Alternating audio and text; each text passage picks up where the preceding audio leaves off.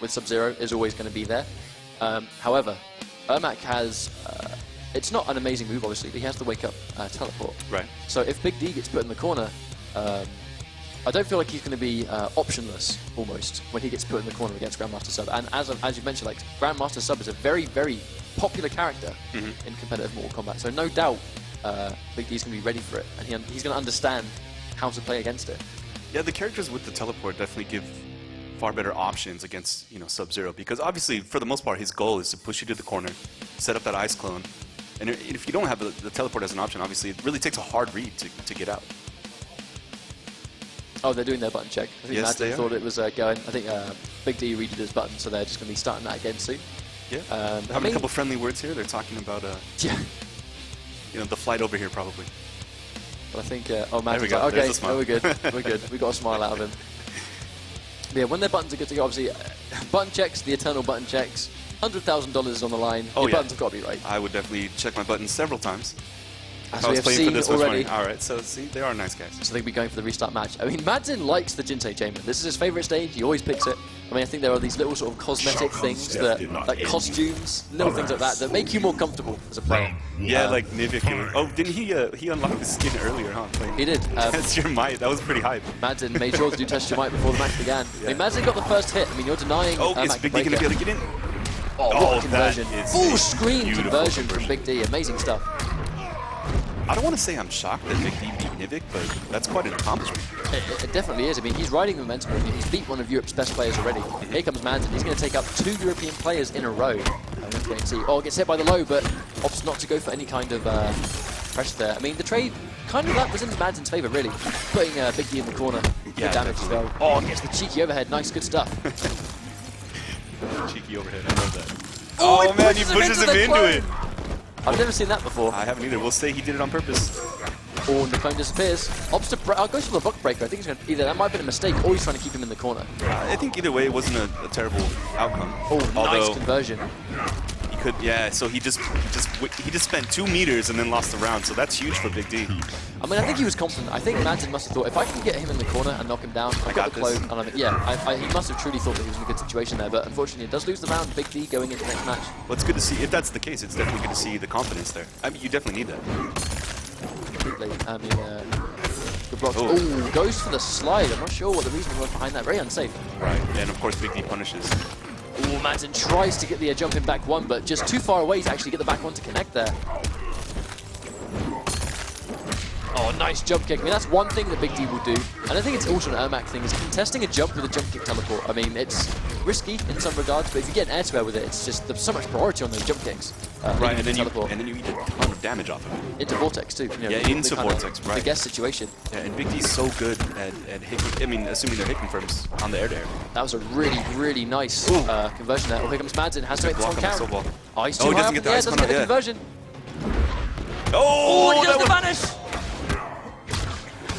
And that's going to be chip into death. Wow. So first match. That would have been so cool if he got that neutral jump punch. Unfortunately, it didn't happen. However, he was able to jump out of the corner, and get himself out of that situation with Sub-Zero. I think the interesting thing there was that, once again, like, Madzin was actually in a good situation. He just dropped the corner combo. I mean, he did the back one too early. They were too high up in the air. The clone didn't connect, which just didn't freeze the opponent. I mean, if Madzin got changed that... everything. Yeah, exactly. That changed everything. As we mentioned time and time again, dropping combos, you don't just lose damage, but you lose setup. You lose a good situation that you want to be in. Oh, it teleports into the clone. And again, you don't see that very often. I've actually seen Sub-Zeros use that quite a bit, where they'll put the clone up and then walk out in front of it to protect themselves against a character with the teleport. I think it's actually really smart, yeah. Yeah, of course. Really good stuff from Madzin there. And he gets the low, tries to go for the clone, but because it connects too close, gets the shatter, full confirm. And that's the damage that Madzin wants. Good meatless damage from Sub-Zero. Wow. Very dominant for round 1. Round from Madzin. And also Big D. Madzin sitting on almost full bar. Big D hasn't even got a single bar yet. So he can make this one work. Yeah, he's definitely in a good spot to take this match. Oh, here goes. Oh, gets the conversion. Still too high up in the air, though. Very unfortunate for Madzin. Oh, tries to... he tries to clone and uppercuts instead. Jumps into the corner. Oh, no. This is not good for Madzin. Hard knockdown. Oh, makes up. Madzin just jumps out. Okay, this is where he wants to be. Run up throw. Oh, nice. Great teleport. Great read there from Big D. And of course... Drops the combo, the combo. Oh, gets the overhead. That's the 50-50. Drops the combo again. Wow, and he's in the corner. This isn't good for Big D right now. Madzin gets the conversion. Hard knockdown, clone. No meter to make it safe. Gets hit by the grab. This will be a full confirm. This may not kill. Goes for hard knockdown slide. One more. Goes for chip. Oh. Wow. Chips him out. 1-0, both players. One more game now. That was good stuff. Very, very good stuff. I mean, like, it was just Madzin really enforcing his game. Big D did a good job of just kind of reading him. Look at the intensity right now. You see that? Look, they both look highly stressed. They both look highly stressed out, but I mean, it's completely understandable. It's 1-1 right now. Big D goes back to the character select screen. Probably just have a think about what's going on. Is he thinking of going to Jason, or is he just trying to duke him out? He's not going to Jason. I highly doubt. Yeah, he's been training with Jason for like 2 days. I think he might be trying to mentally prepare Madzin for Jason. And then he might go back to Ermac. I think what's happened is exactly that, yeah. I think he's thinking about it. He wants to think about what happened. He went, I won the first game. Why did I lose the second? You know, he needs time to think about what He did drop a few combos, though. But that was it. I mean, he dropped very little in the first game. And in the second game, a lot of his conversions that would have really tipped the odds in his favor. Really kind of, those drops, much like Madzin in the first game, the drops, they lose your setup, and they lose the momentum being in your favor. Right, so this last game is definitely going to come down to execution. Big jump in as well. Oh, and he gets the back-to-back down 3. That's very, very unconventional. 3 in a row. Good block from NGP, wins the air-to-air, pushing him towards the corner here. Now, the one thing we aren't seeing Big D doing is punishing forward 4-2 clone and back 1-2 clone. That's a clean punish. Yeah, especially with, I mean, Ermac does that really well. Oh, gets the wake up. Good stuff there from Big D.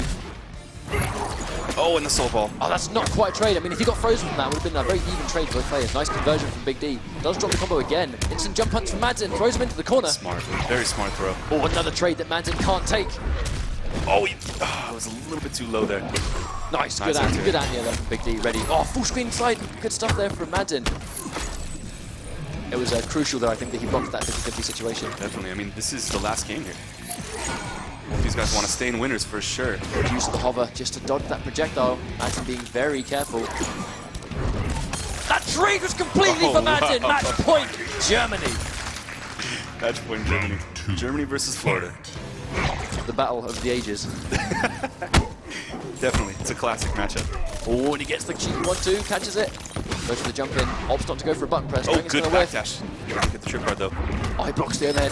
Oh, no punish! Oh, he gets the uppercut. Wow. Too. Oh, What did he hit him out of the teleport?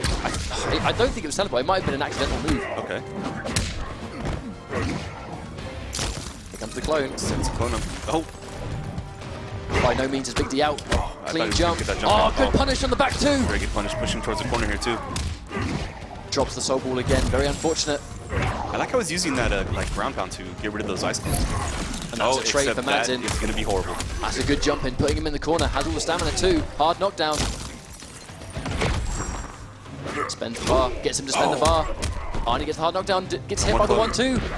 Oh, that was beautiful. And he's going to close it out. Match point, both players. It's hard to call this one. I mean, Madzin has a lot of meter. He's looking really solid right now too. Meter. Oh, nice. What a reaction from Madzin. That was a great reaction. He was definitely waiting for that soul ball. Oh, nice. Oh, I thought he was going to get the conversion, but he still gets the combo.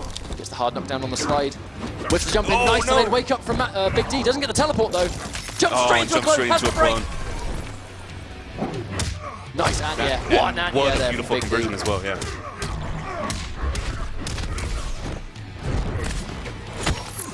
Oh, that's very costly. No doubt thought that was going to whiff punish. Has to break here. A lot of respect here. Oh, and he gets it. No doubt was not ready for that back 1-2 to connect. Oh, and he punishes the overhead.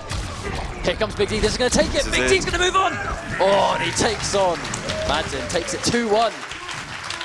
I mean, the crucial thing there was really just punishing that overhead. Finally gets the punish right at the end. Really nice conversion. Good stuff there from Big D. Big D looks so relieved. A lot of respect here. I love seeing that, man. Like the sportsmanship, especially all these guys coming together from different regions. Of course, Madzin, he played excellent. He's got to be heartbroken right now. But of course, he's still in it. But that's the thing. I mean, it's very easy to be heavily, I guess, kind of like lose your heart when you're losing a winner's bracket. But then you realize it's only winner's bracket. Like, you have another chance. I mean, a lot of these guys many of them are feeling the same thing right now. A bunch of players already have been knocked into losers. You know, a bunch of really good players, Rios and losers, PLs and losers, Foxys and losers. Right. You know, there's a lot of people there that, you know, they're not used to being in losers bracket, but here they are. Someone's got to be there. And of course, we try to call it like we figure it was going to turn out. We've already seen a few matches that like, you know, definitely bred Nivik. I was surprised that, I mean, not surprised, but, you know, Bred took that. I thought Nivik was going to get it, but I was definitely wrong. Bred's looking extremely solid. He definitely came here to play. Again, it's a lot of money. Well, I really thought that the Bred versus Nivik match was going to be last round, last game. I thought it could yeah, we did deliberate about that quite a bit. That was the most difficult one for us to call. Oh, look at that. That was so beautiful. Bred, I mean, he just played really strongly in that last round. I mean, Madzin enforced his own game, like in these clutch situations. But the thing is, because Big D was just managing his meter management, and he was managing his meter really carefully, in these clutch situations where it could have been jump-in combo, repositioning right there, that was so costly because no doubt Madzin just expected back 1-2 to whiff punish. Right. But as Ermac moves back... What a great reaction by But as Ermac moved backwards, back one whiffs, and he just played so strongly there. And in those clutch situations where the freeze would have put him in the corner into a bad situation, Big D was managing his meter, so he always had breaker. Right, very smart stuff from Big D. He played great. I mean, Madzin was looking really good as well, but Big D moving forward in the winners bracket. He's still alive, just He's in the losers definitely bracket. still alive. And of course, with all that being said, we are going to get a few words from Mr. Josh Gray. Thank you, gentlemen. Very well done. Great little mix-up there of our EU and NA commentators. Joined by Dustin Kane, one of the North American commentators here. I want to break down some of the very intrinsic things that happen in some of those matches. First off, Pig of the Hut versus Foxy Grandpa, that meter build with Kenshi's moves to increase that meter in a very opportune time. Yeah, I mean, you see that mostly from top-level players where they will get a hard knockdown, or they'll get something that's giving them time to either get pressure, but Pig, because he's a player that likes to use meters so much, especially with Rising Karma, being so good as, you know, stuffing cross-ups and things like that, it's really impressive to see that he has incorporated that into his game in order to just get one off of a knockdown, build some more meter, because that's the type of player that he is. He uses his meter. And moving on into Sonic Fox versus Perfect Legend, that respect, I think that was one of the longest down blocks we've seen in a long time, but that's very significant to show both players trying to attempt to read each other and to figure out what's going to happen. So it seemed to us a bit of a long time, and for people that are not familiar with fighting games, like why are they just sitting down blocking? That's a very significant thing. It's actually really exciting for me, as well as other commentators or top-level players, to watch that, because we understand that there's so many mind games going on. And even though they're just sitting still, there's 1,000 different things, like, is he going to press a button? Is he going to wake up? And honestly, I think that's what really cost PL the match, was I'm sure he's watched Sonic play before, and he was expecting maybe for him to wake up. He knows he may not like to block as much, but Sonic Fox basically changed his playstyle off wake up, and it completely paid off, and PL was stuck respecting him. I know, I'm excited to see that Katana play, and just to see Sonic Fox be able to completely mix up not just his character selection, but his pacing, his timing, and everything with just playing against Kung Lao with Perfect Legend. It shows how good this player is. Moving on to Lar and Crazy Steady. A little bit tough to see Crazy Steady go down, but Lar and Cheap Eddie are the wild cards of this tournament coming from Russia, and we saw some good performance coming from Lar. Yeah, we absolutely did. Cheap Eddie played very well against Pig. Unfortunately, he did lose, but he's still in the losers bracket. And of course, Crazy Steady, it was heartbreaking for me, but the twins were absolutely right. Ketchum Mustard were right. Lar is the dark horse in this tournament. I truly believe that now. His spacing is phenomenal with Cassie, and he has a character that can do it. She has really good advancing normals, and she has good punishes. And so far, Lar just looks really impressive. We saw Madzin with that Sub-Zero, and then Big D with Ermac. Ermac representing very well Florida and the USA. Still a close matchup, and I think, as the commentators mentioned, the Florida versus Germany series may continue a little bit later today. That's right. To be completely honest, I think that's actually a good matchup for Big D. So I think he, not necessarily lucked out, but it was a good draw for him.